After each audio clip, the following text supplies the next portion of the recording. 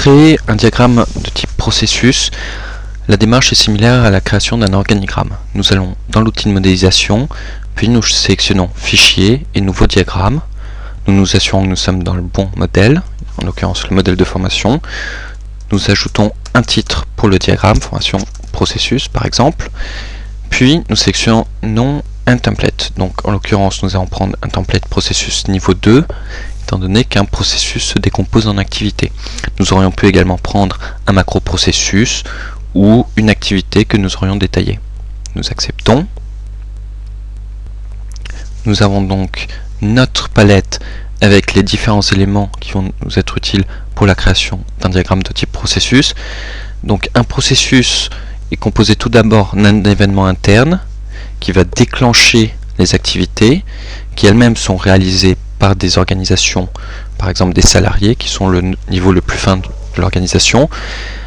Et une fois que les activités sont terminées, nous aurons donc un résultat interne. Donc nous allons reprendre les organisations que nous avions précédemment. Donc par exemple le responsable de l'équipe projet. Nous allons le rechercher ici. Nous avons le responsable de projet bêta. Donc nous le faisons glisser sur le diagramme et nous appliquons la même méthode pour les chefs de projet 1 et 2. Nous sélectionnons nos deux chefs de projet, nous les faisons glisser. Ensuite, nous les répartissons sur le diagramme et nous les ajustons au cadre.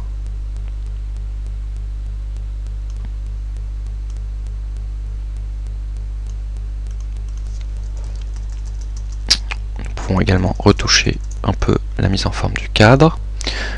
Une fois que les objets sont présents, nous allons insérer donc les différents éléments du processus. Donc tout d'abord un événement interne. Prenons le cas d'une demande d'étude qui est transférée à l'équipe projet. Nous mettons donc demande d'étude. Nous copions le nom de l'objet et le plaçons dans le nom de remplacement qui est le nom d'affichage. Nous acceptons. Ensuite, nous sélectionnons des activités. Par exemple, le responsable de projet va analyser la demande et la transmettre au chef de projet bêta 1 ou au chef de projet bêta 2. Nous allons donc renommer la première activité, analyser la demande d'étude. Nous copions et nous remplissons le nom de remplacement également. Ensuite, pour le chef de projet bêta 1, nous allons mettre réaliser l'étude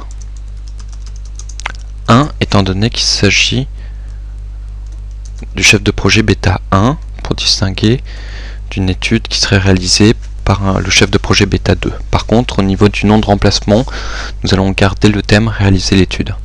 Nous acceptons et nous procédons à la même opération pour le chef de projet bêta 2, sauf que cette fois nous allons appeler l'activité réaliser l'étude 2.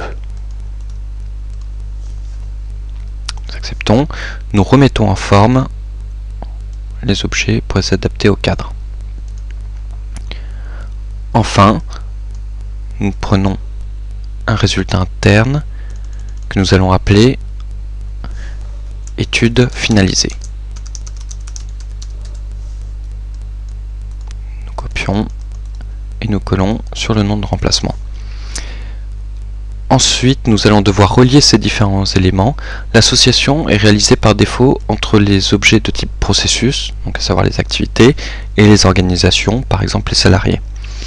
Nous allons par contre devoir créer manuellement les liens entre les différents éléments du processus, donc les événements déclencheurs, les activités et les résultats. Donc la demande d'étude est obligatoirement transmise au responsable de projet bêta qui va choisir ensuite de transmettre l'étude soit au chef de projet bêta 1 soit au chef de projet bêta 2. Nous allons donc utiliser un OU exclusif. Donc le responsable de projet a le choix à qui transmettre la demande d'étude. Donc étant donné qu'il a le choix, le connecteur cette fois-ci va être de type facultatif puisqu'il peut le transmettre à l'un des chefs de projet ou à l'autre. Donc créons le lien, puis le deuxième. Une fois que l'étude est réalisée, elle est donc connectée à l'événement final, au résultat final. Nous allons donc avoir besoin d'un et qui est un type de connecteur qui va relier les deux activités. Dans ce cas, nous utilisons un connecteur obligatoire, étant donné que l'étude, une fois réalisée, est obligatoirement connectée au et.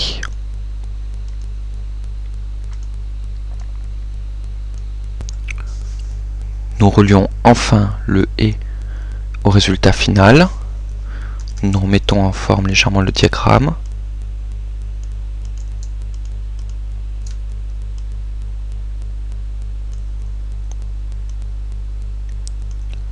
En adaptant la taille, en redéplaçant les objets pour qu'ils soient tous alignés dans le cadre. Et voici un exemple de processus modélisé.